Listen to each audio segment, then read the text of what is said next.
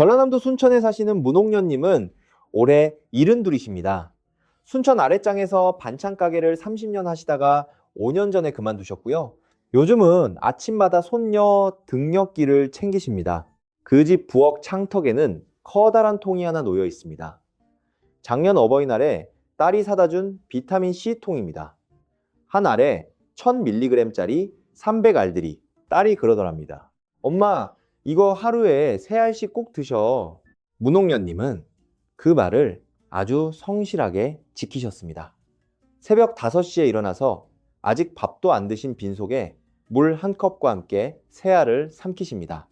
벌써 11달째요. 그런데 지난달에 보건소 건강검진 결과지를 들고 오셨어요. 종이를 손에 쥐고 이렇게 물으셨습니다. 나는 이걸 11달을 하루도 안 빼고 먹었는데 왜 속은 계속 쓰리고요? 왜 밤에는 여전히 3번씩 깨고요? 그리고 이 소변 검사는 왜 다 정상이라고만 나옵니까? 여러분, 저는 그 질문 앞에서 한참 말을 못했습니다. 왜냐하면 문옥년님이 잘못하신 게 하나도 없거든요. 성실하셨어요. 매일 드셨어요. 좋은 제품이었어요. 그런데도 몸이 답을 안 해줍니다. 이유가 있습니다.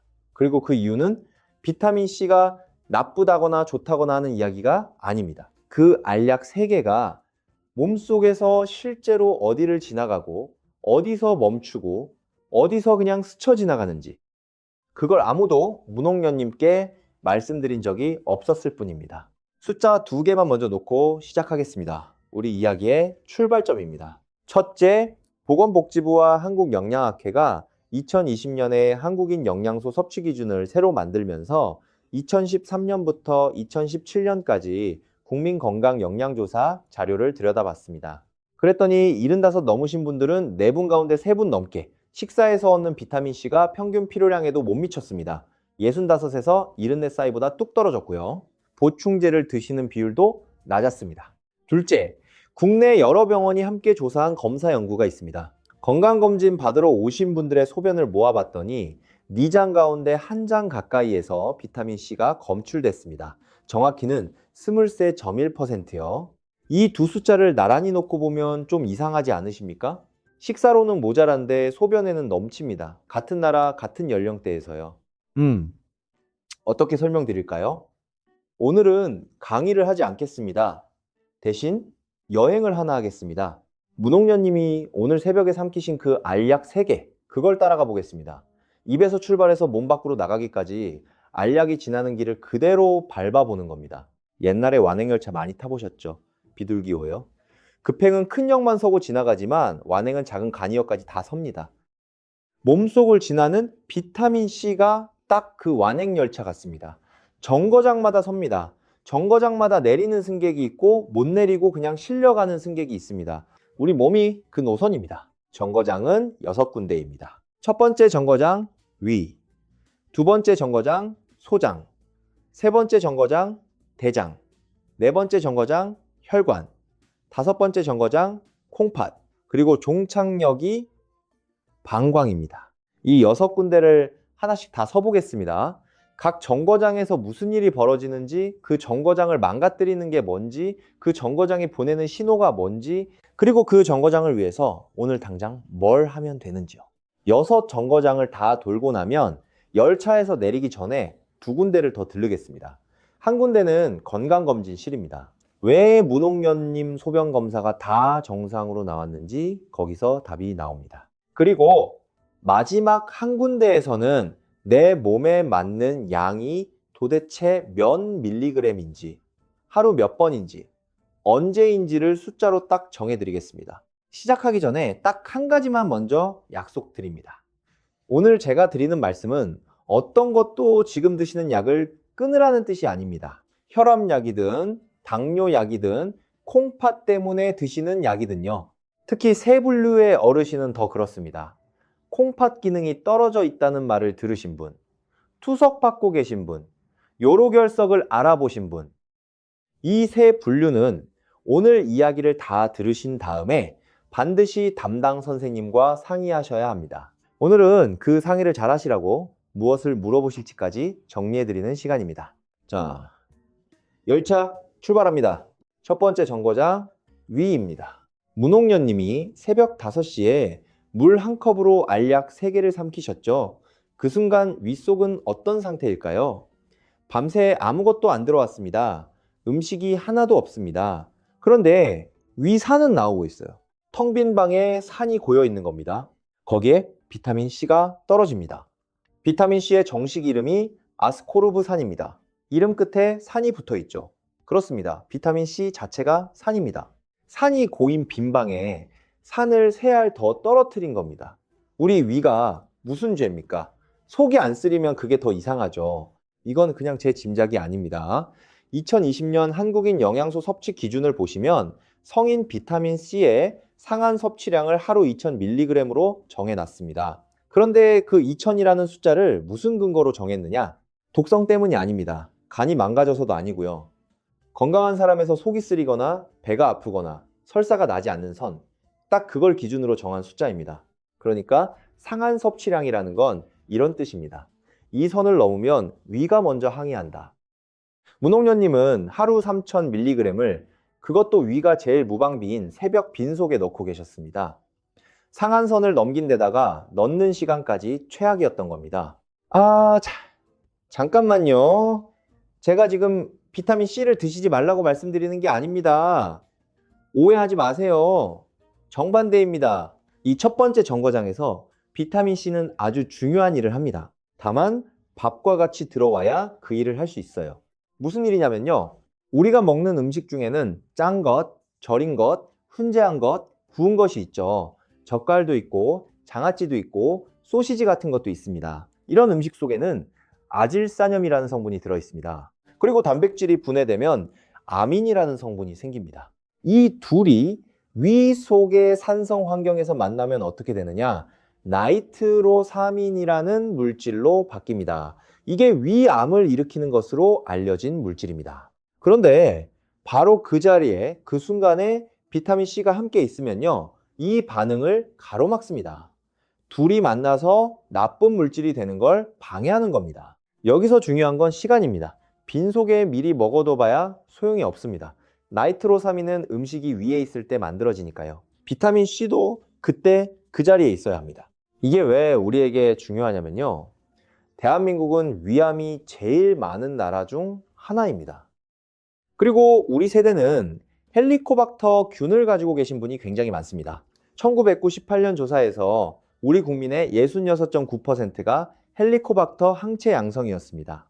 2005년 조사에서는 59.6%로 조금 떨어졌고요. 그러니까 우리 나이대는 2분 중 1분 이상이 이 균과 평생같이 살아오신 겁니다. 여기서 정말 놀라운 연구가 하나 있습니다.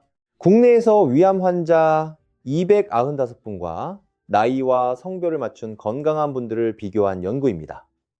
헬리코박터 양성이면 위암 위험이 몇 배나 되느냐? 전체로 보면 1.68배였습니다. 그런데 이 연구가 대단한 건 여기서 한 겹을 더 벗겼다는 겁니다. 이처럼 비타민 C를 적게 드시는 분들만 따로 떼어서 봤어요. 그랬더니 헬리코박터 양성인 분의 위암 위험이 4.68배로 뛰었습니다. 그리고 비타민 C를 넉넉히 드시는 분들만 따로 봤더니요, 헬리코박터가 있어도 위암 위험이 뚜렷하게 올라가지 않았습니다. 같은 균입니다. 같은 나라 사람입니다. 그런데 밥상이 달랐던 겁니다. 이건 정말이지 제가 처음 보고 한동안 멍하니 앉아 있었던 자료입니다. 균이 있느냐 없느냐만 보던 눈으로는 절대 안 보이는 그림이거든요. 자, 그러면 여기서 여러분이 제일 궁금해하실 질문이 나옵니다.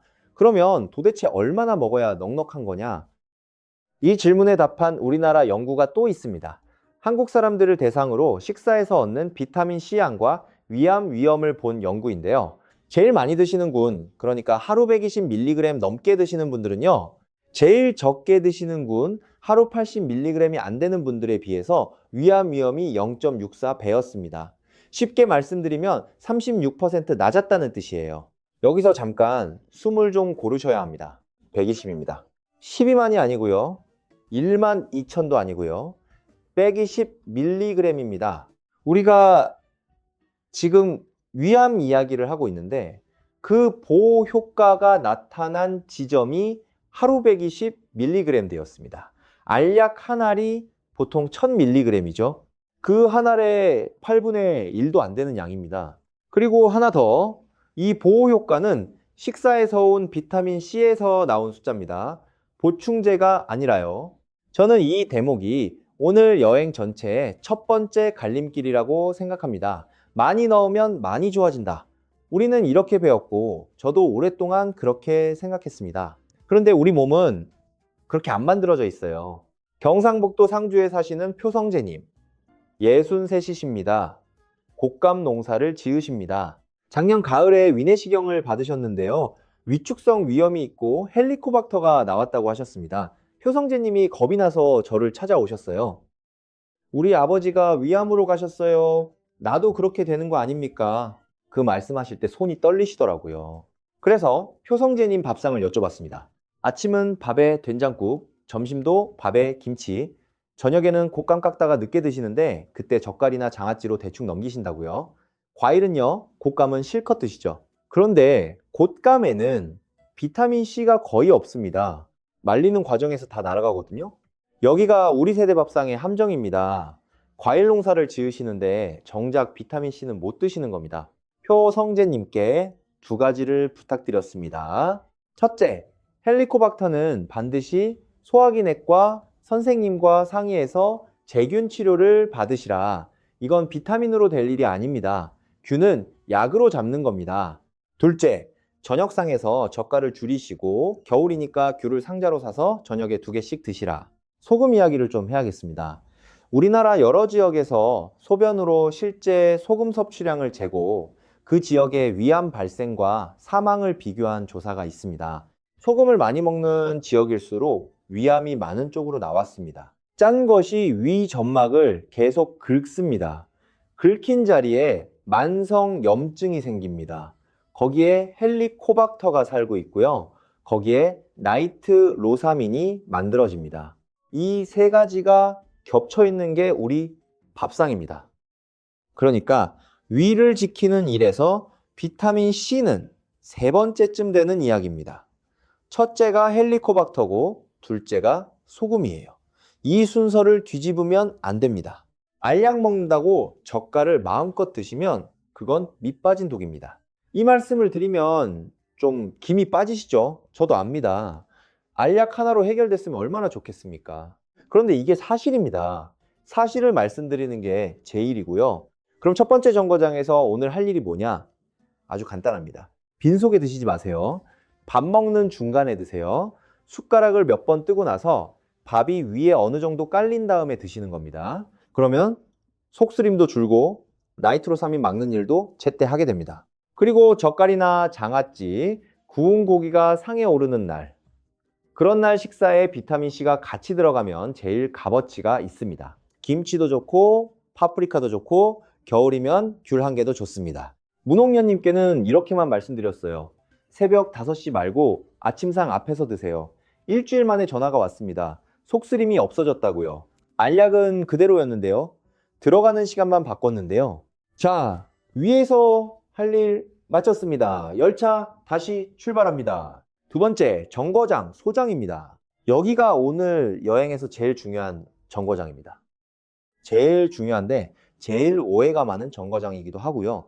소장에 도착하면 개찰구가 있습니다. 비타민C가 몸 안으로 들어가려면 이 개찰구를 통과해야 해요.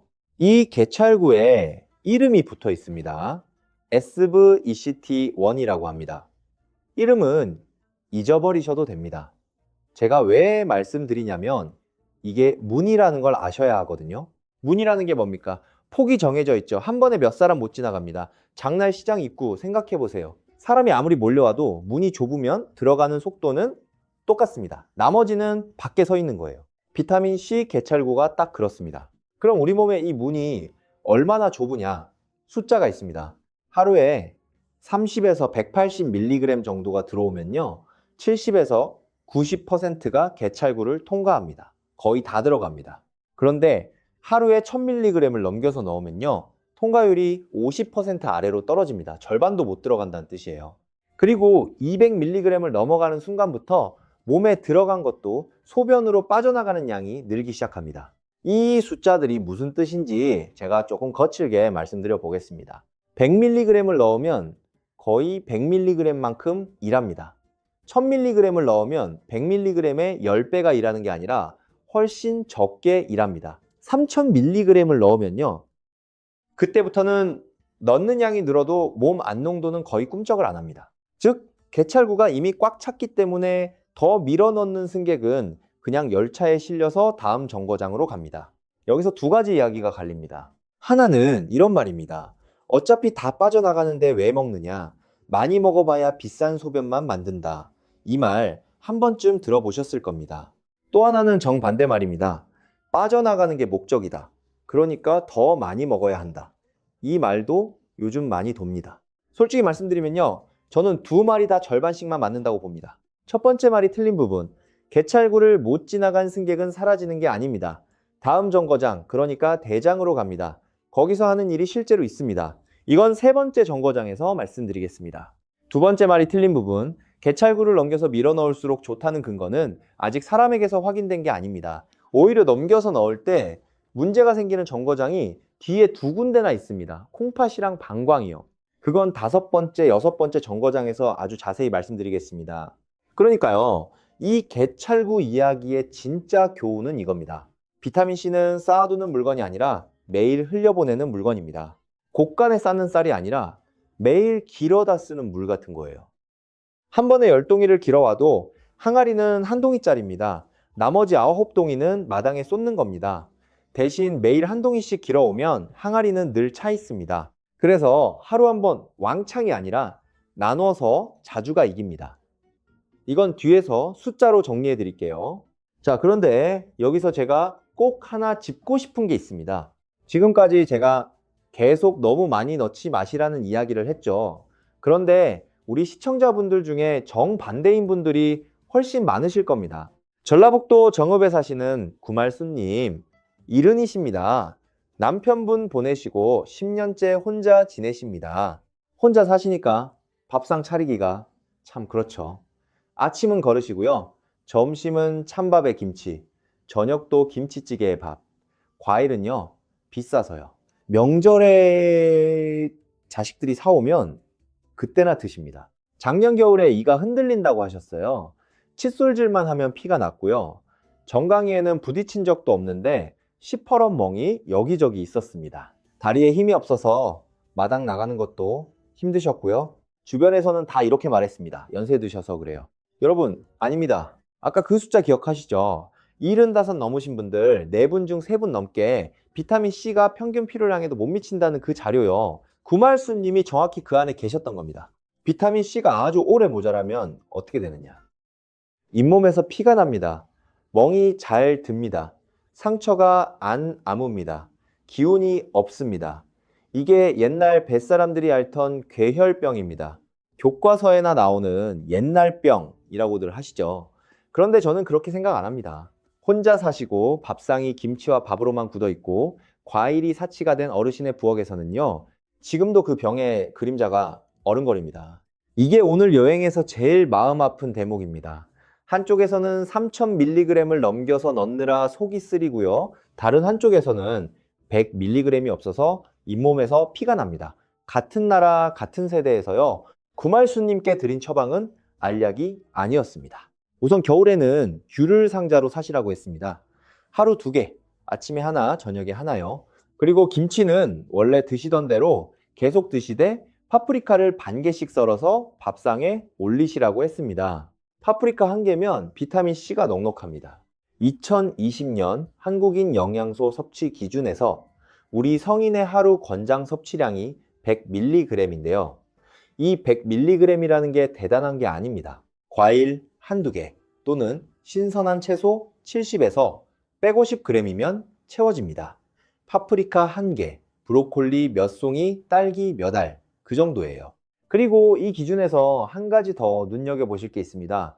65 넘으셨다고 필요량을 줄여놓지 않았습니다. 젊은 사람과 똑같이 100mg입니다. 나이 들었으니 조금만 드셔도 된다. 이런 말이 아니라는 뜻이에요. 석 달 뒤에 구말수님 잇몸에서 피가 안 났습니다. 멍도 줄었고요. 제가 뭘 대단한 걸 해드린 게 아닙니다. 귤이랑 파프리카였어요. 자, 정리하겠습니다. 두 번째 정거장의 교훈은 이겁니다. 개찰구는 좁습니다. 그래서 적게 드시는 분에게 100mg은 인생을 바꿉니다. 그리고 이미 넉넉히 드시는 분에게 3000mg은 대부분 그냥 열차를 타고 지나갑니다. 그러면 그 지나간 승객들은 어디로 가느냐? 세 번째 정거장, 대장입니다. 소장 개찰구를 못 지나간 승객들이 그대로 실려서 여기까지 옵니다. 양이 만만치 않습니다. 1000mg을 넘겨서 드셨다면 절반 넘게가 이 정거장에 내리는 셈이니까요. 여기는 어떤 곳이냐? 우리 몸에서 제일 붐비는 동네입니다. 우리 장 속의 시골 마을 같은 데예요. 대장 안에는 어마어마한 수의 세균이 살고 있습니다. 좋은 균도 있고 골치 아픈 균도 있고 이도 저도 아닌 균도 있어요. 이 식구들 전체를 요즘은 장내 미생물이라고 부릅니다. 여기서 아주 많이 도는 이야기가 하나 있습니다. 비타민C를 많이 먹으면 이 세균 식구들이 좋은 쪽으로 싹 바뀐다는 이야기요. 이거 근거가 있느냐? 있습니다. 다만 제가 그 근거를 있는 그대로 말씀드릴게요. 부풀리지 않고요. 2021년에 네덜란드 흐로닝언 대학 연구진이 발표한 연구가 있습니다. 건강한 성인들에게 하루 1000mg씩 2주 동안 드시게 하고 대변 속 세균을 앞뒤로 비교했습니다. 결과는 이랬습니다. 라크노스피라케아이라는 균 무리가 늘었습니다.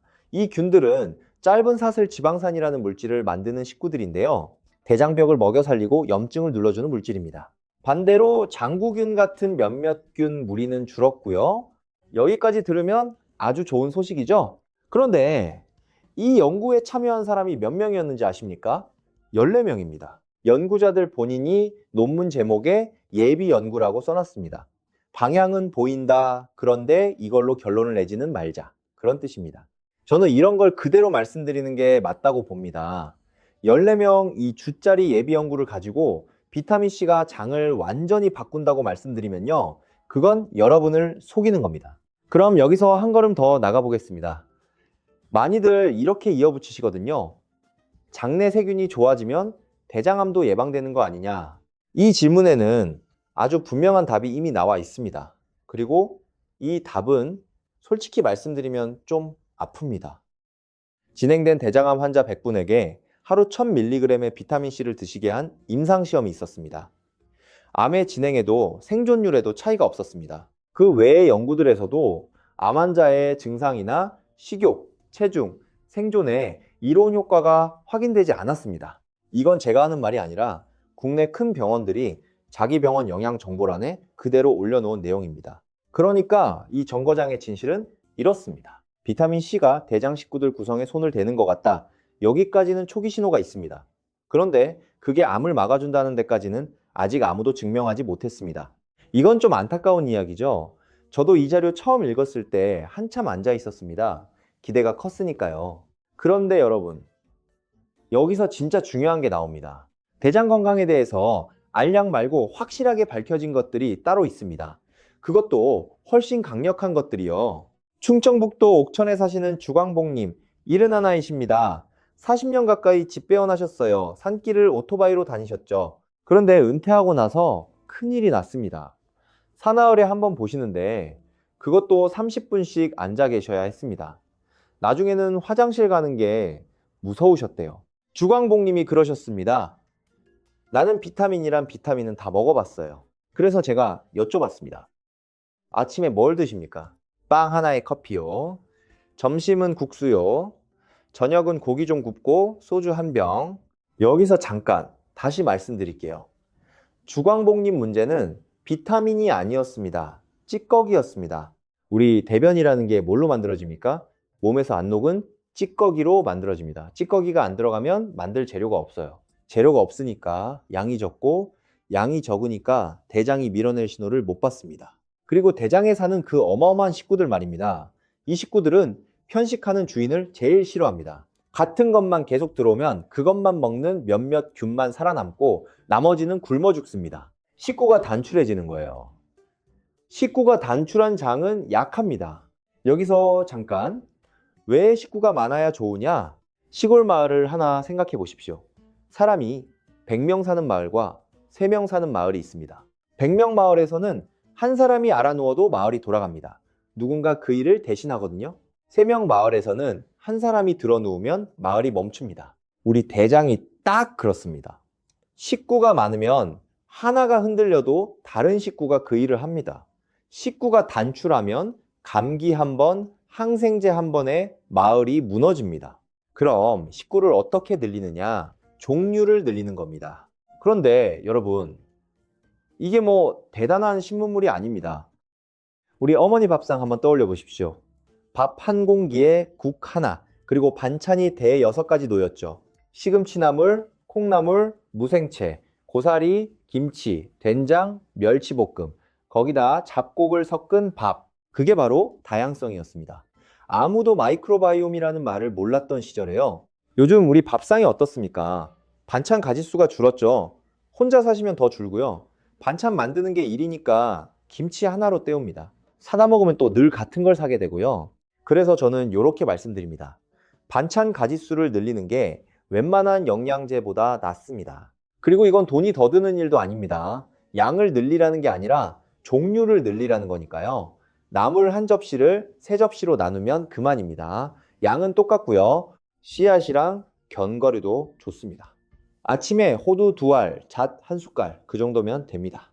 그래서 주광복님께 3가지를 드렸습니다. 첫째, 아침빵을 잡곡밥으로 바꾸시라.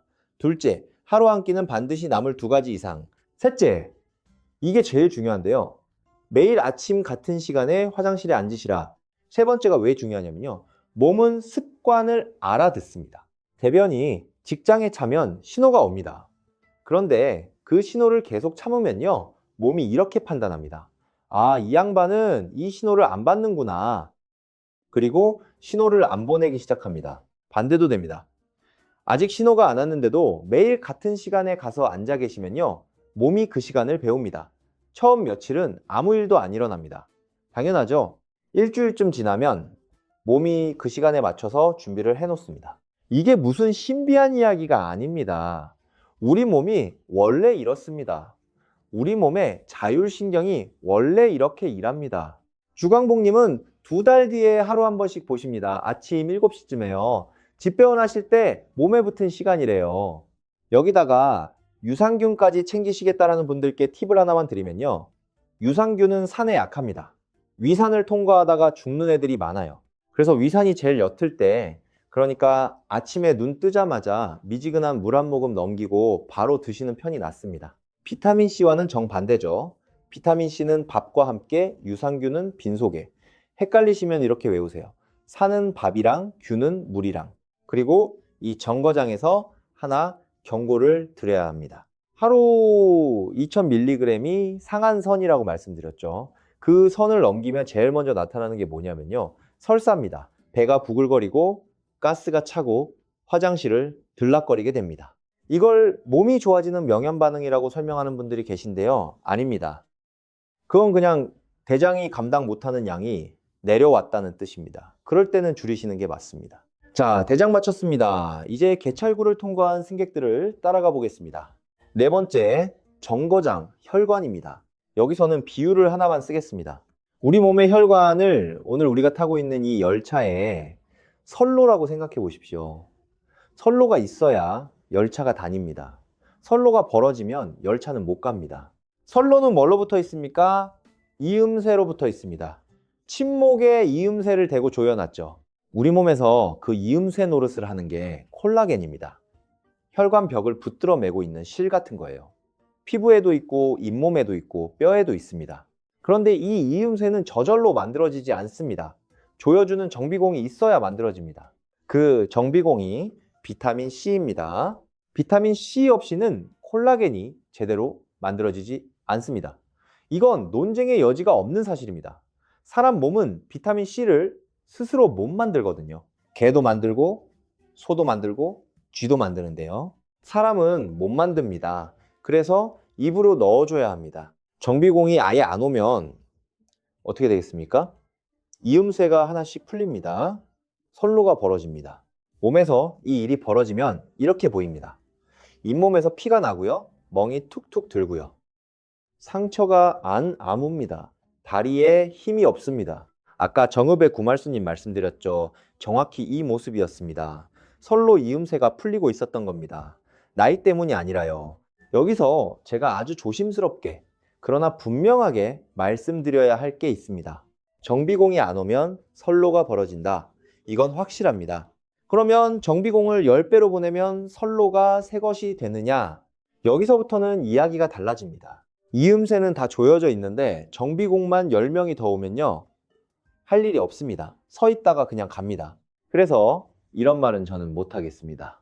비타민C를 많이 먹었더니 혈관이 20살이 됐다. 이런 말이요. 사람을 대상으로 그걸 확인한 연구가 없습니다. 모자라서 생긴 병을 채워서 고치는 것, 이건 확실합니다. 모자라지 않은 사람에게 더 넣어서 젊어지게 하는 것, 이건 아직 아무도 못 보여줬습니다. 이 둘을 구분하는 게 오늘 여행의 핵심입니다. 이 구분만 하실 줄 알면요, 앞으로 어떤 광고를 보셔도 흔들리지 않으십니다. 여기서 요즘 많이 도는 이야기를 하나 더 짚고 가겠습니다. 동물들은 비타민C를 자기 몸에서 만든다. 그것도 아주 많이 만든다. 그러니까 사람도 그만큼 먹어야 한다. 이 이야기 들어보셨죠? 앞부분은 사실입니다. 개도 만들고 염소도 만듭니다. 사람과 원숭이 그리고 기니피그 같은 몇몇만 못 만듭니다. 아주 먼 옛날에 그 기능을 맡던 유전자가 고장났거든요. 고장난 채로 그냥 살아온 겁니다. 여기까지는 저도 흥미롭다고 생각합니다. 그런데 여러분, 여기서 그러니까 사람도 그만큼 먹어야 한다로 넘어가는 그 한 걸음, 그 한 걸음이 증거가 아니라 추측입니다.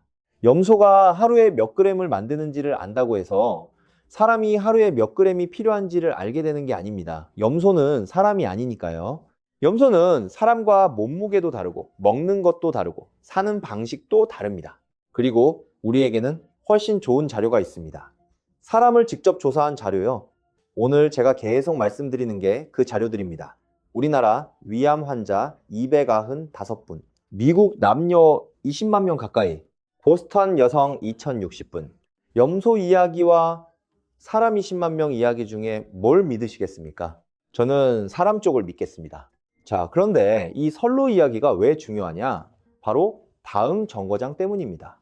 우리 몸에서 선로가 제일 촘촘하게 깔린 곳, 바로 5번째 정거장입니다. 5번째 정거장, 콩팥입니다. 콩팥이 무슨 일을 하는 기관인지 우리 대부분은 소변 만드는 곳이라고만 알고 계시죠? 맞습니다. 그런데 어떻게 만드는지를 아시면 생각이 좀 달라지실 겁니다. 콩팥 안에는 사구체라는 게 있습니다. 아주 가느다란 혈관이 실타래처럼 둘둘 감긴 덩어리예요. 이 덩어리가 체 노릇을 합니다. 피가 여기를 지나가면서 걸러지는 거죠. 이 덩어리가 콩팥 하나에 100만 개쯤 있습니다. 양쪽 합쳐서 200만 개 가까이요. 무슨 뜻입니까? 콩팥은 살덩어리가 아니라 혈관 덩어리라는 뜻입니다. 그것도 우리 몸에서 제일 가느다란 혈관들이요. 그래서 혈관이 나빠지면 콩팥이 제일 먼저 표를 냅니다. 당뇨 오래 앓으신 분이 왜 소변 검사를 자주 하십니까? 그래서입니다. 여기까지 들으시면 이런 생각이 자연스럽게 드실 겁니다. 콩팥이 혈관 덩어리다. 비타민C가 혈관에 필요하다. 그러면 비타민C를 많이 먹으면 콩팥이 좋아지겠네. 여러분, 저도 한때 그렇게 생각했습니다. 논리가 깔끔하잖아요. 그런데 몸은 논리대로 안 갑니다. 문제는 비타민C가 몸에서 다 쓰이고 나면 뭐가 되느냐입니다. 옥살산이 됩니다. 옥살산은 칼슘이랑 아주 잘 붙습니다. 둘이 붙으면 옥살산 칼슘이라는 게 되는데요. 이게 물에 잘 안 녹습니다. 그리고 이게 콩팥에서 만들어지는 돌의 제일 흔한 재료입니다. 그러니까 정리하면 이렇습니다.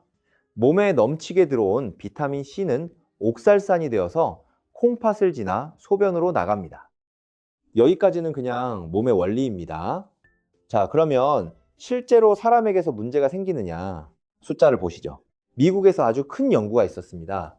여성 15만 6,735명, 남성 4만 536명을 평균 11년 넘게 추적했습니다. 그동안 결석이 6,245건 생겼고요.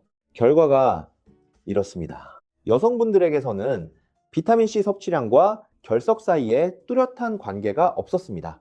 그런데 남성분들에게서는 관계가 있었습니다. 하루 총 비타민C가 1000mg 넘는 분들은 90mg 아래로 드시는 분들보다 결석 위험이 1.43배였습니다. 많이 드실수록 위험이 계단처럼 올라갔고요. 통계적으로도 분명했습니다. 이거 하나짜리 연구가 아닙니다. 스웨덴에서 남성 23,355분을 추적한 연구도 있습니다. 평균 나이 59이셨어요. 이분들 중에 결석이 436건 생겼는데요. 비타민C 보충제를 드시는 분들의 위험이 안 드시는 분들의 약 1.9배였습니다. 거의 2배죠. 이 연구는 미국의 아주 이름 있는 내과 학술지에 실렸습니다. 그리고 대사시험에서는요, 하루 2g을 드시게 하면 소변으로 나오는 옥살산이 20에서 33% 늘었습니다. 자, 여기서 오늘 여행의 제일 큰 갈림길이 나옵니다. 남자와 여자가 다릅니다. 이거 저는 정말 중요한 이야기라고 생각합니다. 왜냐면 우리 집에서 비타민C를 사는 사람은 되게 안 사람인데요. 먹기는 부부가 같이 먹거든요. 같은 통에서 같은 알약을 같은 개수로요. 그런데 몸이 다릅니다. 경상남도 밀양의 차복동님, 68이십니다. 참외 농사 지으십니다. 작년 7월이었어요. 비닐하우스 안에서 오전 내내 일하셨습니다. 하우스 안온도가 40도 가까이 올라갑니다. 일에 정신이 팔려서 물은 거의 안 드셨고요. 점심때쯤 옆구리를 붙잡고 주저앉으셨습니다. 식은땀이 비 오듯 하고 토하시고요. 아드님이 트럭에 태워서 응급실로 갔습니다. 요로 결석이었습니다. 차복동님은 2년째 하루 3000mg씩 드시고 계셨어요. 사모님이 사다 주신 걸 같이 드신 거죠. 사모님은 아무 일도 없으셨습니다. 이게 우연이겠습니까? 여기서 아주 조심해서 말씀드리겠습니다. 제가 차복동님 결석이 비타민C 때문이라고 단정하는 게 아닙니다. 그렇게 말하면 저도 과장하는 겁니다. 돌은 여러 가지가 겹쳐서 생깁니다. 첫째, 남자입니다. 둘째, 하루 3000mg을 드셨습니다. 셋째, 40도 하우스에서 땀을 쏟았습니다. 넷째, 물을 안 드셨습니다. 땀을 쏟으면 소변이 줄죠. 소변이 줄면 그 안에 든 것들이 진해집니다. 된장국을 오래 끓이면 짜지는 거랑 같습니다. 자, 옥살산도 진해지고 칼슘도 진해집니다. 진해지면 엉깁니다. 그러니까 차복동님은 4가지를 한꺼번에 하신 겁니다. 그래서 결석 이야기가 나오면 저는 늘 이렇게 말씀드립니다. 결석은 알갱이의 문제가 아니라 국물의 문제다. 같은 알갱이도 국물이 넉넉하면 흘러나갑니다. 국물이 졸면 뭉칩니다. 그래서 결석을 알아보신 분들은요, 다른 무엇보다 물입니다. 하루에 소변이 2리터쯤 나올 만큼 드시는 게 목표입니다. 대략 소변색이 옅은 볏짚색이면 됩니다. 진한 노란색이면 모자란 겁니다. 특히 여름입니다. 여름에 밭일, 하우스일, 등산, 운동하시는 분들, 그날은 그날 하루만큼 물을 더 드셔야 합니다. 그리고 결석을 알아보신 남자분, 보충제 용량을 반드시 줄이시고 담당 선생님께 이 말씀을 그대로 여쭤보십시오. 제가 하루 몇 밀리그램까지 먹어도 되겠습니까? 이제 이 정거장에서 제일 중요한 분들 이야기를 하겠습니다. 강원도 영월의 하태식님, 74이십니다. 젊어서 탄광에서 일하셨고 지금은 아파트 경비 일을 하십니다. 작년 건강검진에서 콩팥 기능 수치가 45라고 나왔습니다. 여기서 잠깐만 멈추겠습니다. 이 숫자 이야기를 꼭 해야겠어요. 여러분, 건강검진 결과지 어디 두셨습니까? 서랍에 있죠? 한번 꺼내 보십시오. 오늘요. 거기 사구체 여과율이라고 적힌 칸이 있습니다. 영어 약자로만 적혀 있는 데도 있고요. 그 옆에 숫자가 하나 있습니다. 이 숫자를 퍼센트로 아시는 분들이 정말 많습니다. 내가 50이라니까 절반은 되는구나 이렇게요. 아닙니다. 120 근처가 만점입니다. 젊고 건강한 콩팥이 그쯤 나옵니다. 그리고 나이가 들면 자연히 조금씩 내려갑니다. 이건 병이 아니에요. 그런데 이 숫자가 60 아래로 내려가서 석 달 넘게 그대로면요, 그때부터는 만성 콩팥병이라고 부릅니다. 하태식님은 45였습니다. 콩팥이 절반 조금 넘게 일하고 있다는 뜻이에요. 자, 여기서 제일 무서운 걸 말씀드리겠습니다. 콩팥은 절반이 망가져도 안 아픕니다. 아무 신호도 안 옵니다. 허리가 아픈 것도 아니고 소변이 이상한 것도 아니고요. 그냥 조용합니다. 그래서 콩팥은 느낌으로 알 수가 없습니다.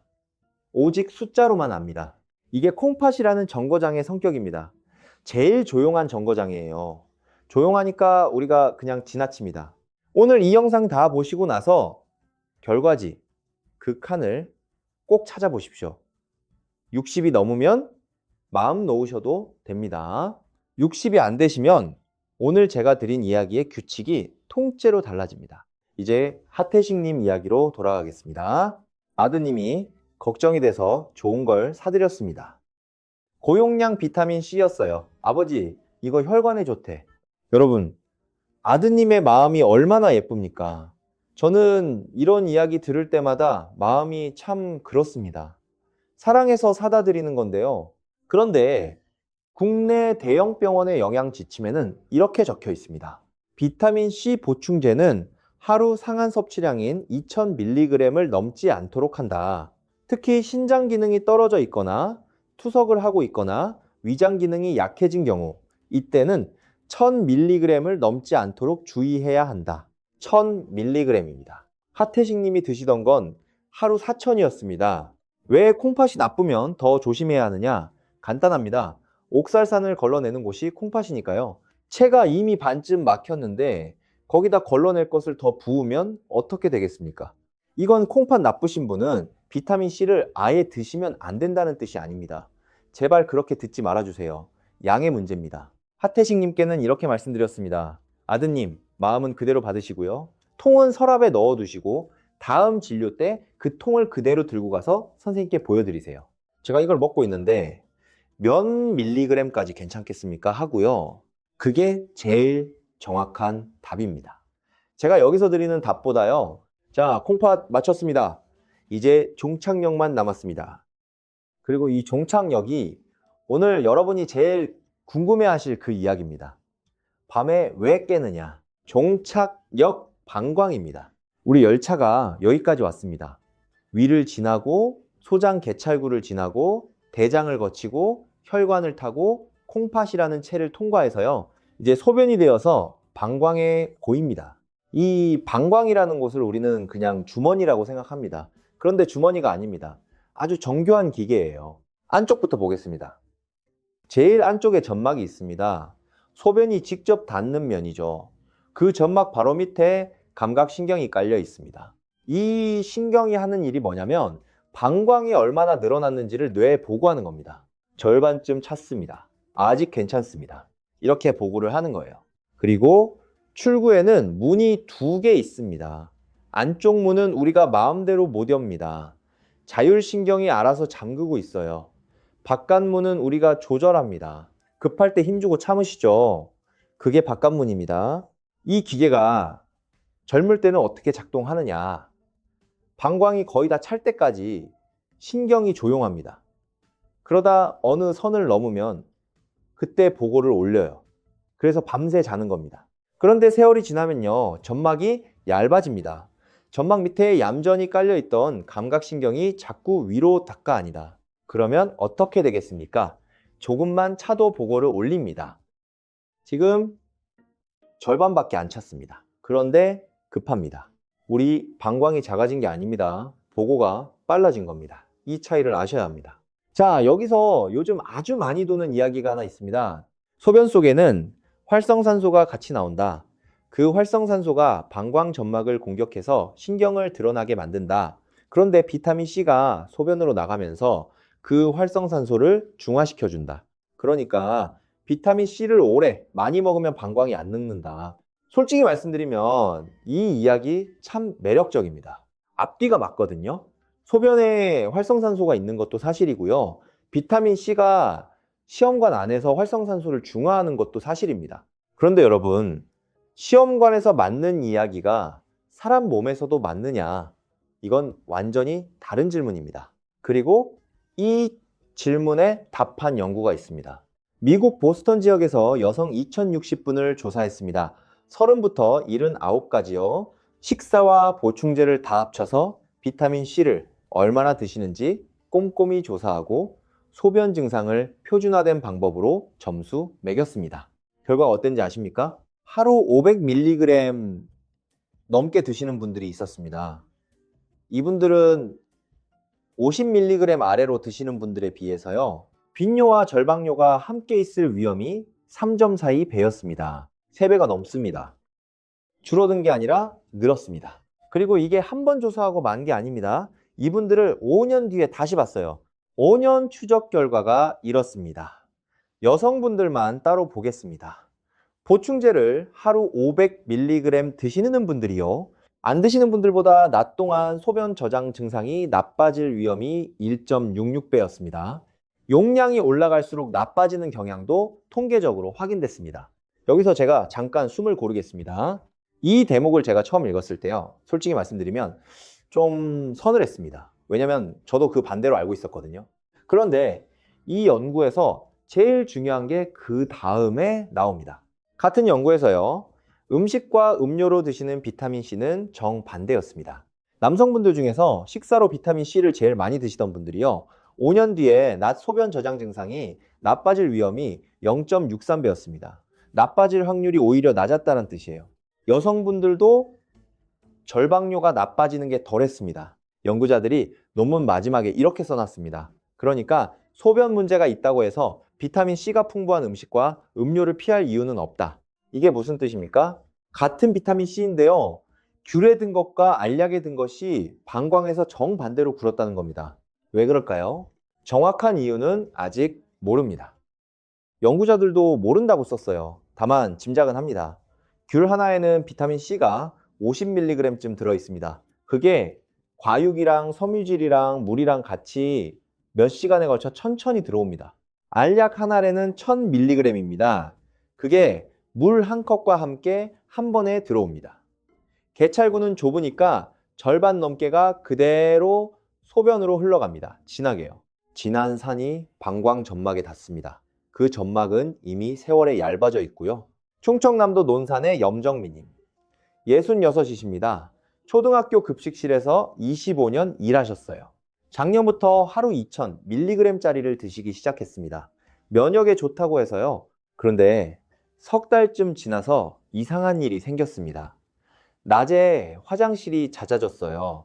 전에는 오전에 한 번이면 됐는데 이제는 2시간마다 갑니다. 그리고 신호가 오면 참기가 힘들어졌습니다. 염정미님은 그게 비타민 때문일 거라고는 꿈에도 생각 못 하셨습니다. 당연하죠. 몸에 좋으라고 먹는 건데요. 오히려 나이 탓인 줄 아셨습니다. 제가 딱 하나만 부탁드렸습니다.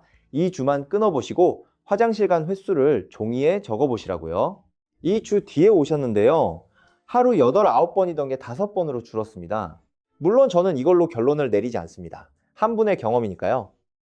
그런데 2060분을 조사한 연구가 같은 방향을 가리키고 있으면요. 그건 우연이라고 넘기기 어렵습니다. 그리고 여러분, 제가 이 이야기를 굳이 하는 이유가 있습니다. 낮에 화장실이 급해지면 어떤 일이 벌어지는지 아십니까? 우리는 그걸 그냥 불편한 일이라고 생각합니다. 아닙니다. 사람이 작아집니다. 버스를 타기 전에 먼저 화장실을 갑니다. 식당에 들어가면 화장실이 어디 있는지부터 봅니다. 친구들 모임에 나가서도 마음이 편치가 않습니다. 혹시 이야기 중에 일어나야 하면 어쩌나 싶어서요. 그러다 어떻게 되는지 아십니까? 안 나가십니다. 여행 가자고 하면 손사래를 치십니다. 버스로 2시간이라니까요. 경로당도 슬슬 빠지십니다. 그러다 집 안에서만 지내게 되고요. 염정미 님이 저한테 이렇게 말씀하셨어요. 선생님, 저는 이게 창피해서 아무한테도 말을 못했어요. 여러분, 이건 창피한 일이 아닙니다. 그리고 나이 탓만도 아닙니다. 먹는 거 하나 바꿔서 달라질 수 있는 일이라면요. 그건 한번 확인해 볼 값어치가 있습니다. 그래서 종착역의 결론은 이렇습니다. 밤에 자꾸 깨시는 걸 비타민C 알약으로 고치실 수는 없습니다. 오히려 고용량 알약은 특히 여성분들에게는 방광문을 더 두드릴 수 있습니다. 그러면 이 말씀 드려야죠. 그럼 밤에 깨는 건 뭘로 고치느냐? 이게 오늘 제일 실속 있는 대목입니다. 메모하실 준비하셔도 좋습니다. 먼저 아셔야 할 게 있습니다. 밤에 깨는 이유 중에 제일 흔한 게 뭔지 아십니까? 방광이 작아져서가 아닙니다. 밤에 오줌이 많이 만들어져서입니다. 이걸 야간 단뇨라고 합니다. 방광은 멀쩡한데 콩팥이 밤에 소변을 자꾸 만들어내는 거예요. 젊을 때는 밤이 되면 몸이 소변 만들기를 줄입니다. 자야 하니까요. 그런데 나이가 들면 이 조절이 흐트러집니다. 낮에 못 내보낸 걸 밤에 몰아서 내보냅니다. 자, 그럼 낮에 왜 못 내보낼까요? 여기서 우리 밥상 이야기가 나옵니다. 일본 나가사키 대학 연구진이 아주 재미있는 연구를 했습니다. 2017년에 유럽 비뇨의학회에서 발표했고요. 짜게 드시면서 밤에 소변 때문에 잠을 설치시는 분 321분을 모았습니다. 그리고 12주 동안 소금을 줄이도록 도와드렸습니다. 약은 안 썼습니다. 소금만요. 이 중에 실제로 소금을 줄이는데 성공하신 분이 이벡스 물세분이었습니다. 하루 소금이 10.7g에서 8g으로 줄었습니다. 밤에 깨는 횟수가 어떻게 됐을까요? 2.3회에서 1.4회로 줄었습니다. 거의 절반입니다. 약 하나를 안 쓰고요. 여러분, 이게 왜 우리에게 그렇게 중요하냐면요. 우리나라 밥상이 바로 그 짠 밥상이거든요. 국이 있고 찌개가 있고 김치가 있고 젓갈이 있습니다. 소금을 많이 드시면 몸이 그 소금을 내보내야 합니다. 소금을 내보내려면 물이 같이 나가야 해요. 소금만 따로 나갈 수가 없습니다. 그런데 낮에 다 못 내보내면요, 누워있는 밤에 내보냅니다. 그래서 깨는 겁니다. 그럼 우리가 소금을 어떻게 줄이느냐? 굶으라는 게 아닙니다. 우리 음식을 버리라는 것도 아니고요. 저는 그런 말씀 안 드립니다. 세 가지만 하시면 됩니다. 첫째, 국물을 남기십시오. 건더기는 다 드시고요. 국물만 반 남기셔도 하루 소금이 확 줍니다. 소금은 건더기가 아니라 국물에 다 녹아 있습니다. 둘째, 저녁상에서만 하십시오. 아침, 점심은 원래대로 드셔도 됩니다. 밤에 깨는 게 문제니까 저녁 한 끼만 싱겁게 하시면 됩니다. 이게 훨씬 오래 갑니다. 셋째, 김치는 계속 드시되 저녁에는 양을 반으로. 김치를 끊으라는 게 절대 아닙니다. 저녁에만요. 그리고 두 번째 처방이 있습니다. 이건 좀 뜻밖이실 겁니다. 일본에서 지역에 사시는 어르신 1051분을 조사한 연구입니다. 평균 연세가 71살 조금 넘으셨어요. 따뜻한 물에 몸을 담그고 목욕하시는 분들과 목욕을 안 하시는 분들을 비교했습니다. 목욕하시는 분들이 밤에 2번 이상 깨는 비율이 0.68배였습니다. 나이, 성별, 살집, 당뇨, 드시는 약, 방 온도까지 다 감안하고 나온 숫자입니다. 왜 그럴까요? 이건 원리가 아주 쉽습니다. 낮 동안 서 계시면요, 물이 다리로 내려가서 고입니다. 저녁에 발목 보세요. 양말 자국이 깊게 나 있죠. 종아리가 부어 있고요. 그 물이 어디로 갑니까? 누우면 올라옵니다. 다리에 고여있던 물이 다시 핏줄로 들어와서 심장을 지나 콩팥으로 갑니다. 콩팥은 그 물을 소변으로 만듭니다. 그러니까 우리가 밤에 깨는 그 소변은요, 자면서 만들어진 게 아니라 낮에 다리에 저축해 둔 겁니다. 그럼 어떻게 합니까? 저녁에 미리 빼면 됩니다. 저녁 목욕이 그 일을 합니다. 따뜻한 물에 몸을 담그면 다리에 고인 물이 빠져나갑니다. 목욕이 힘드신 분은 이렇게 하십시오. 저녁 먹고 나서 1시간쯤 누워서 다리 밑에 이불을 접어 받치십시오. 베개도 좋습니다. 20분에서 30분. 발이 심장보다 조금만 높으면 됩니다. 그러면 잠들기 전에 소변이 한번 나옵니다. 그게 밤에 나올 걸 미리 뺀 겁니다. 저녁 산책도 같은 일을 합니다. 종아리 근육이 물을 짜올려 주거든요. 그리고 세 번째, 이건 반드시 담당 선생님과 상의하실 일입니다. 혈압 때문에 이뇨제, 그러니까 소변 빼는 약을 드시는 분들, 그 약을 저녁에 드시고 계신 건 아닌지 확인해 보십시오. 절대로 임의로 끊지 마십시오. 제 말은 그런 뜻이 아닙니다. 다만 다음 진료 때 이렇게 여쭤보시라는 겁니다. 선생님, 제가 밤에 3번씩 깨는데요. 이 약 먹는 시간을 아침으로 옮겨도 되겠습니까? 시간 하나 옮겨서 밤이 조용해지는 분들이 계십니다. 네 번째, 물 이야기를 해야겠습니다. 밤에 깨니까 물을 끊으시는 분들이 계십니다. 이건 위험합니다. 특히 결석 알아보신 분은 절대 그러시면 안 됩니다. 물을 줄이면 소변이 진해지고 진해지면 돌이 생기니까요. 물을 줄이는 게 아니라 시간을 옮기는 겁니다. 낮에 넉넉히 드십시오. 오전과 오후에요. 그리고 저녁 식사 이후로는 몰아서 드시지 마십시오. 자기 2시간 전부터는 목을 축이는 정도로요. 그리고 술입니다. 저녁에 반주 한잔 하시는 분들, 술은 소변을 만들어냅니다. 그것도 아주 부지런히요. 저녁 술 한 잔이 새벽 2시를 만듭니다. 다섯 번째, 이 4가지를 다 하셨는데도 밤에 여전히 2-3번씩 깨신다면요. 그때는 다른 원인이 숨어 있는 겁니다. 검사를 받으셔야 합니다. 남자분이면 전립선입니다. 그리고 이건 많은 분들이 모르시는데요. 코를 심하게 고시고 자다가 숨이 맺는다는 소리를 옆에서 들으신 분, 수면 무호흡증이 야간뇨의 아주 흔한 숨은 원인입니다. 숨이 막히면 심장이 놀라고, 심장이 놀라면 소변을 만들라는 신호가 나옵니다. 혈당이 높으신 분도 그렇습니다.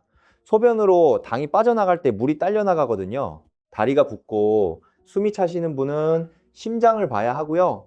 이건 우리가 집에서 해결할 문제가 아닙니다.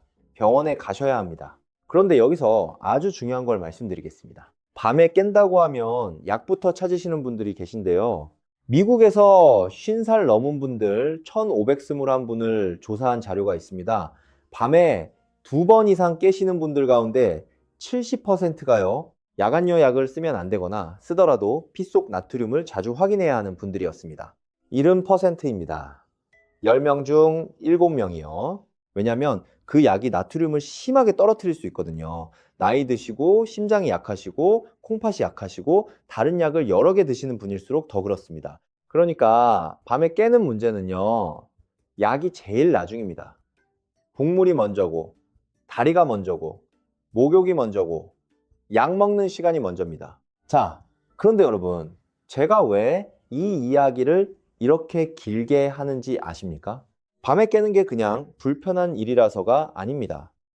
전라남도 나주의 육금자님, 77이십니다. 평생 배 과수원 하셨어요.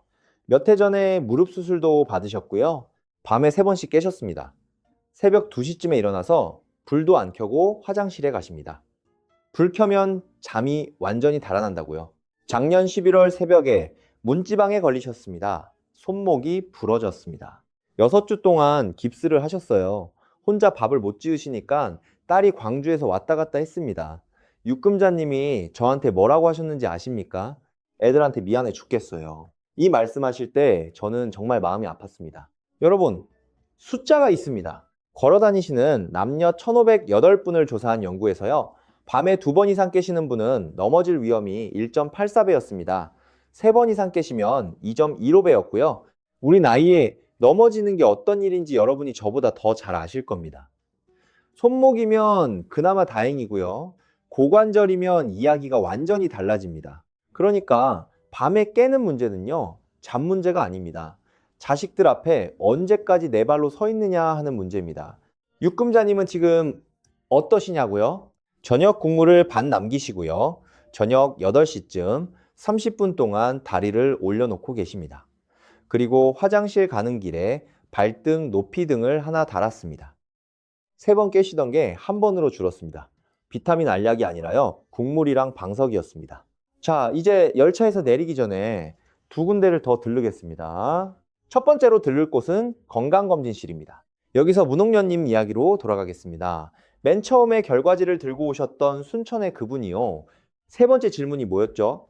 소변 검사가 왜 다 정상으로만 나오느냐? 이게 오늘 여행에서 제일 놀라운 대목입니다. 제가 이 자료를 처음 봤을 때 진짜 소름이 돋았습니다. 우리 건강검진 가면 종이컵에 소변 받으시죠? 검사실에서 거기다 길쭉한 종이 막대를 담급니다. 막대에 네모난 칸이 여러 개 붙어 있고요. 칸마다 색이 변합니다. 그 색이 왜 변할까요? 산화 반응입니다. 소변 속에 당이 있으면, 피가 있으면 그 성분이 검사지의 시약을 산화시켜서 색이 바뀌는 겁니다. 그런데 여러분, 비타민 C가 무슨 일을 하는 물질입니까? 산화를 막는 물질입니다. 항산화라는 말이 그 뜻이에요. 그러니까 비타민 C가 소변에 진하게 들어있으면요, 검사지가 색을 못 바꿉니다. 있는데 없다고 나옵니다. 이게 얼마나 흔한 일이냐? 국내 여러 병원이 함께 조사했습니다. 건강검진 받으러 오신 분들의 소변 가운데 23.1%에서 비타민 C가 검출됐습니다. 4분 중 1분 가까이요. 그리고 비타민 C가 검출된 소변에서요, 요당 검사는 42.3%가 위음성이었습니다. 무슨 말씀인지 아시겠습니까? 소변에 당이 분명히 있는데 검사지는 없다고 한 경우가 10번 중 4번이 넘었다는 뜻입니다. 자멸 검사, 그러니까 소변에 피가 섞였는지 보는 검사는 10.6%가 위음성이었습니다. 백혈구 검사는 8.2%고요. 국내 다른 연구에서도 검사한 소변의 24%가 비타민 C 양성이었습니다. 경기도 여주에 사시는 연동이님, 65이십니다. 도자기 공방을 하십니다. 몇 해 전부터 하루 3000mg을 드셨어요. 재작년 검진에서 소변 검사가 아주 깨끗했습니다.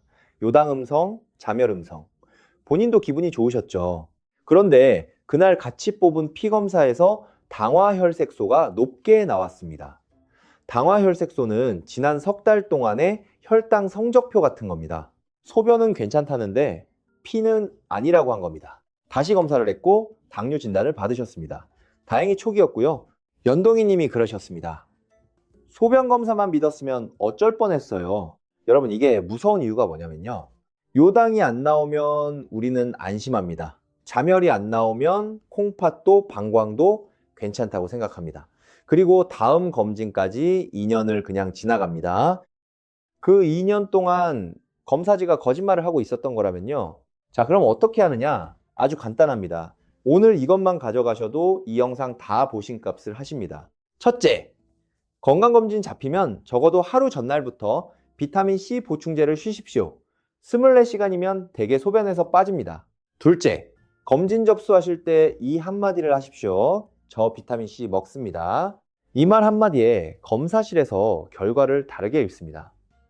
요즘 검사지에는 비타민C를 재는 칸이 따로 붙은 것도 있고요. 비타민C가 검출되면 결과지에 그렇게 표시해주는 병원도 있습니다. 셋째, 혈당이 걱정되시는 분은 소변 검사만 믿지 마십시오. 피로제는 당화혈색소를 꼭 같이 하십시오. 이건 비타민C가 못 건드립니다. 문홍녀님께 이 이야기를 다 해드렸더니 한참 있다가 이렇게 말씀하셨습니다.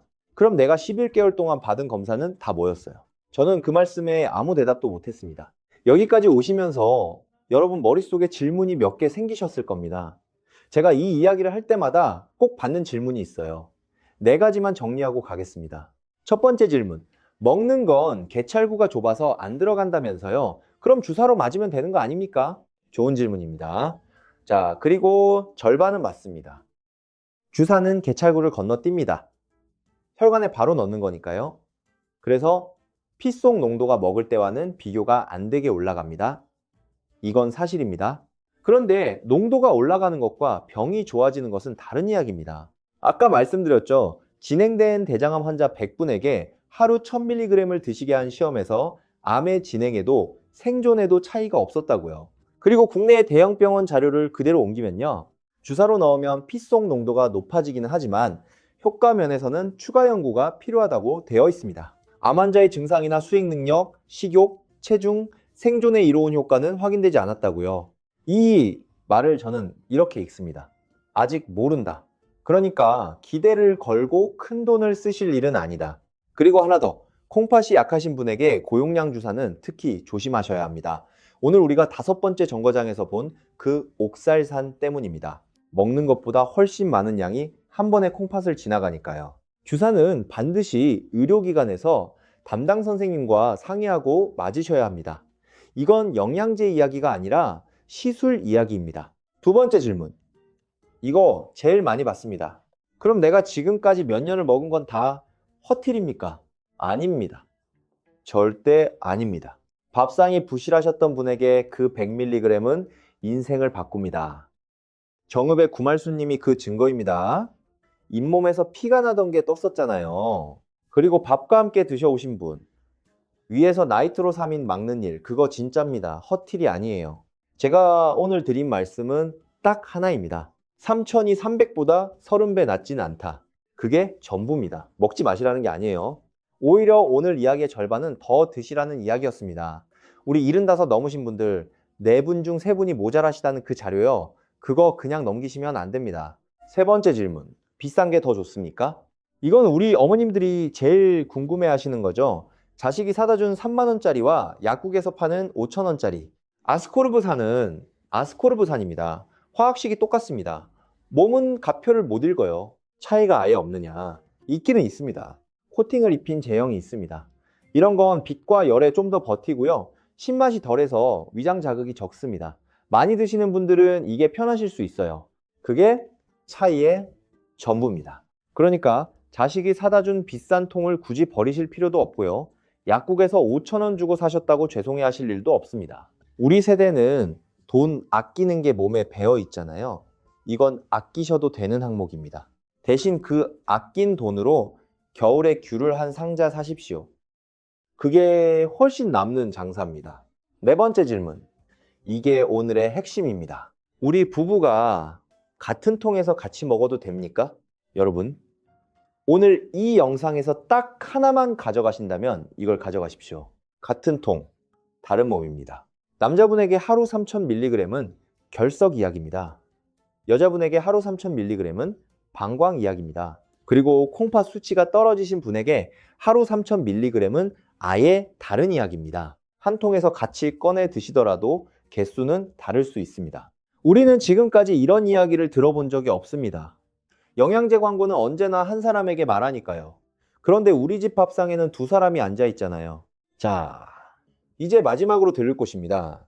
여기까지 오시느라 고생하셨습니다. 6 정거장을 다 돌았고 검진실까지 들렀고 질문도 정리했습니다. 그러면 이제 제일 실속 있는 질문이 남죠.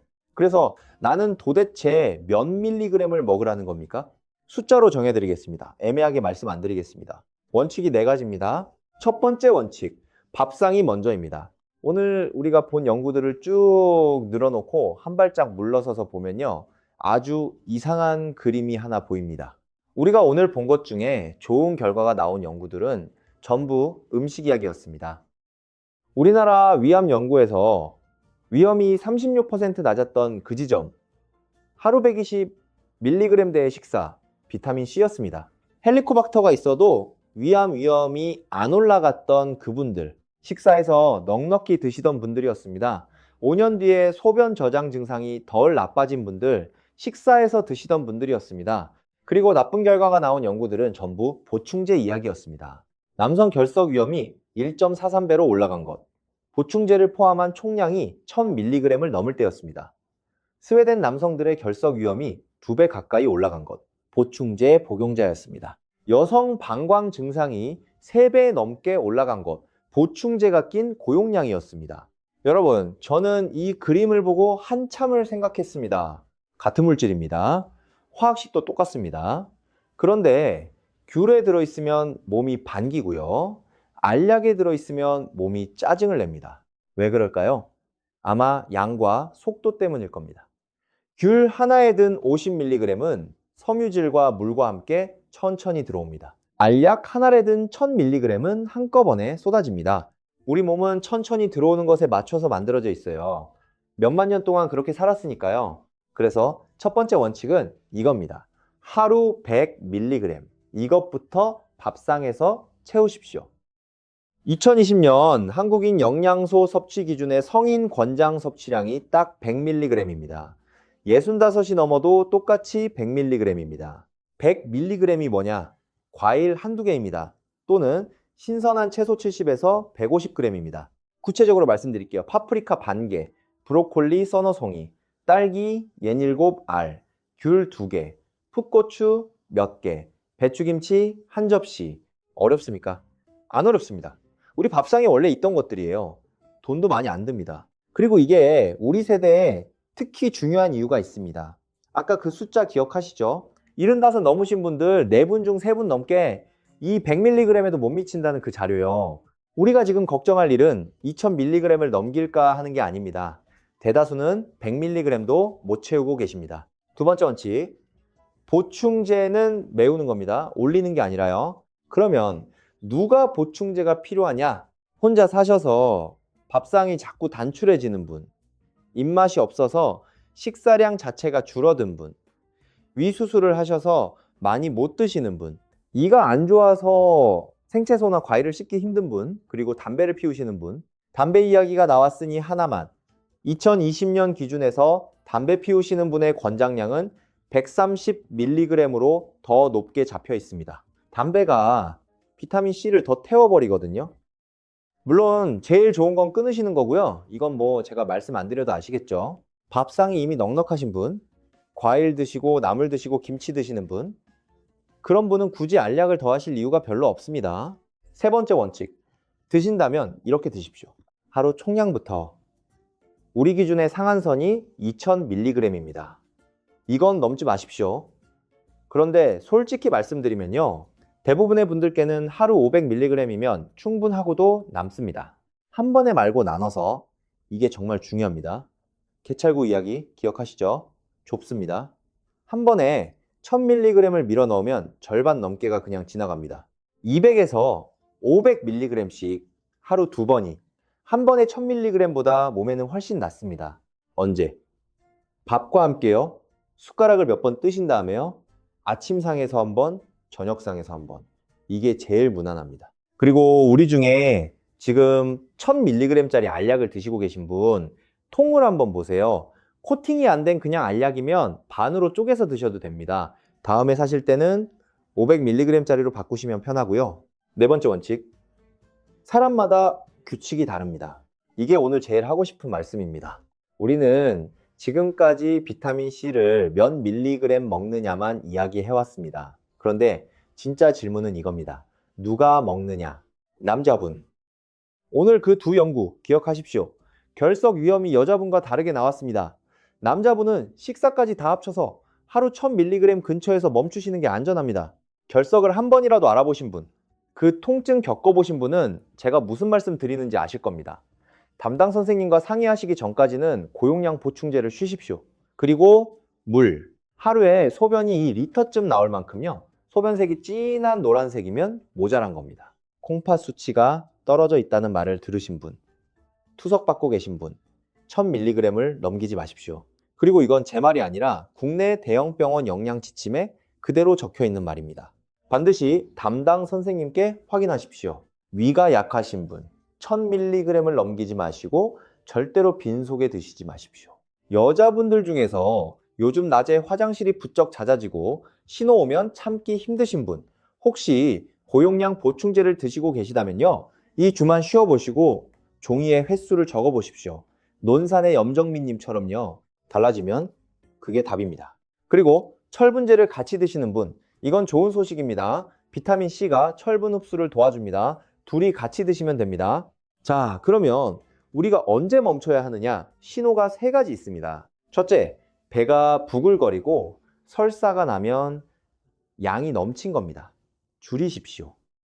둘째, 속이 쓰리면 양이 많거나 빈속에 드셨거나 둘 중 하나입니다. 셋째, 옆구리나 등이 찌르듯이 아프면 이건 줄이고 말고 할 일이 아닙니다. 바로 병원에 가십시오. 결석일 수 있습니다. 마지막으로 다음 진료 때 담당 선생님께 여쭤보실 질문 3가지를 정리해 드리겠습니다. 종이에 적어서 가시면 됩니다. 첫째, 제 콩팥 수치로 볼 때 비타민C를 하루 몇 밀리그램까지 먹어도 되겠습니까? 둘째, 제가 먹는 약 중에 비타민C와 부딪히는 게 있습니까? 셋째, 다음 건강검진 전에 비타민C를 며칠 쉬어야 합니까? 그리고 제일 중요한 거, 통을 들고 가십시오. 말로 설명하면 안 됩니다. 우리가 통을 들고 가야 합니다. 제가 비타민 먹어요 이렇게 말씀하시면 선생님이 알 수가 없어요. 통에 다 적혀 있습니다. 한 알에 몇 밀리그램인지 뭐가 같이 들었는지요. 통 하나 들고 가시는 게 30분 설명보다 낫습니다. 자, 그러면 이 4가지 원칙을 하루에 붙여보겠습니다. 우리 하루가 이렇게 됩니다. 아침에 눈을 뜨십니다. 유산균 드시는 분은 이때입니다. 미지근한 물 한 모금 넘기고 바로요. 비타민C는 아직입니다. 아침상을 받으십니다. 밥을 몇 숟가락 드십니다. 위에 밥이 깔렸죠. 이때 비타민C 500mg입니다. 반찬은 나물 2가지 이상이고요. 낮입니다. 물을 넉넉히 드십니다. 오전에 1컵, 점심에 1컵, 오후에 2컵, 이때 다 드셔 놓으셔야 합니다. 점심상에 파프리카나 풋고추가 있으면 좋습니다. 과일이 있으면 더 좋고요. 알약은 안 드셔도 됩니다. 저녁상입니다. 국물을 반 남기십니다. 김치는 반 접시로요. 그리고 밥을 몇 숟가락 뜨신 다음에 비타민C 500mg, 오늘 총 1000mg입니다. 끝입니다. 저녁 8시입니다. 텔레비전 보시죠. 그때 다리 밑에 방석이나 이불을 접어 받치십시오. 30분. 이게 오늘 밤 화장실 한 번을 줄여줍니다. 주무시기 전에 화장실 한번 다녀오십니다. 물은 목 축이는 정도로만요. 이게 답니다. 복잡합니까? 아니죠. 다 원래 하시던 일입니다. 순서만 바꾼 겁니다. 새로 사실 것도 없고요. 아, 하나 더. 달력에 표시하실 게 있습니다. 건강검진 잡히시면 그 전날 칸에 동그라미 하나 치십시오. 그날은 알약을 쉬는 날입니다. 그 동그라미 하나가 검사지의 거짓말을 막아줍니다. 자, 이제 우리 열차가 종점에 다 왔습니다. 내리기 전에 오늘 지나온 길을 한 바퀴만 되짚어 보겠습니다. 첫 번째 정거장 위였습니다. 빈속이 아니라 밥과 함께 젓갈이나 구운 고기가 상에 오르는 날에 특히요. 우리나라는 위암이 많은 나라이고 우리 세대는 헬리코박터를 가지고 계신 분이 많습니다. 그런데 그 보호 효과가 나타난 지점은 하루 120mg대의 밥상이었습니다. 두 번째, 정거장 소장이었습니다. 개찰구가 좁습니다. 30에서 180mg은 70에서 90%가 들어가고요. 1000mg을 넘기면 절반도 못 들어갑니다. 쌓아두는 물건이 아니라 매일 흘려보내는 물건입니다. 그래서 나눠서 자주가 이깁니다. 세 번째, 정거장 대장이었습니다. 못 들어간 것들이 여기로 옵니다. 장내 식구들이 달라진다는 초기 신호는 있습니다. 14명짜리 예비 연구요. 그런데 암을 막아준다는 증거는 없습니다. 대장은 알약이 아니라 찌꺼기와 시간표로 지키는 겁니다. 잡곡밥, 나물 2가지, 그리고 매일 같은 시간. 네 번째 정거장 혈관이었습니다. 비타민C는 설로 이음새를 조이는 정비공입니다. 정비공이 안 오면 이음새가 풀립니다. 정읍의 구말수님, 잇몸에서 피가 나던 게 그거였습니다. 그런데 정비공을 10명 더 부른다고 선로가 새 것이 되진 않습니다. 다섯 번째, 정거장 콩팥이었습니다. 콩팥은 200만 개의 미세한 체입니다. 넘치게 들어온 비타민C는 옥살산이 되어 이 체를 지나갑니다. 남자분은 1000mg을 넘기면 결석 위험이 1.43배였고요. 스웨덴 남성 연구에서는 보충제 복용자가 2배 가까이였습니다. 여자분은 그 관계가 없었습니다. 남녀가 다릅니다. 종착역, 방광이었습니다. 소변 속 활성산소를 비타민C가 중화한다는 이야기. 시험관에서는 맞습니다. 그런데 사람에게서는 반대 결과가 나왔습니다. 여성분들에게서 하루 500mg 넘는 고용량은 빈뇨와 절박뇨가 3.42배였습니다. 반대로 음식에서 오는 비타민C는 도움이 됐고요. 그리고 밤에 깨는 건요, 알약이 아니라 소금과 다리와 시간표였습니다. 소금을 10.7g에서 8g으로 줄이자 2.3회가 1.4회로 줄었습니다. 저녁 목욕하시는 분들은 야간뇨가 0.68배였고요. 그리고 밤에 2번 이상 깨시면 넘어질 위험이 1.84배입니다. 이건 잠 이야기가 아니라 우리가 언제까지 내 발로 서 있느냐 하는 이야기입니다. 마지막으로 검진실이었습니다. 소변 검사지는 산화 반응으로 색이 변하는데 비타민C는 산화를 막는 물질입니다. 건강검진 받으신 분, 소변 4잔 중 1잔 가까이에서 비타민C가 나왔고요. 그런 소변에서 요당 검사는 42.3%가 위음성이었습니다. 검진 하루 전에는 쉬십시오.